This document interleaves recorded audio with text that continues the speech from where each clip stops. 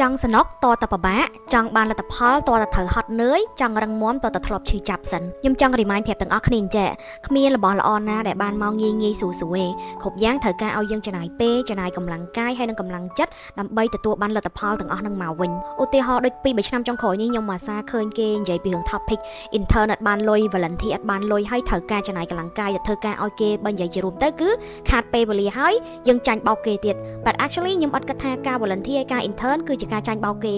ការខ្ញុំនៅរៀន AFL ខ្ញុំដើរ volunteer ខ្ញុំដើរ intern ឆ្អែតឆ្អន់ហើយហាត់មានបានអីមកវិញទេខ្ញុំចំណាយទាំងកម្លាំងកាយចំណាយទាំងកម្លាំងចិត្តចំណាយពេលវេលាហើយចំណាយលុយកាក់ផ្ទាល់ខ្លួនដើម្បីធ្វើដំណើរទៀតតែសម្រាប់ខ្ញុំអត់គិតថានឹងវាជាសម្ពាធទេហើយក៏ខ្ញុំអត់មានគិតថាអ្នកណាកេងចំណេញមកលើខ្ញុំដែរតែវាជាការស្ម័គ្រចិត្តរបស់ខ្ញុំខ្លួនឯងដើម្បីអភិវឌ្ឍខ្លួនឯងទាំងអស់គ្នាត្រូវយល់ចេះមនុស្សម្នាក់ៗ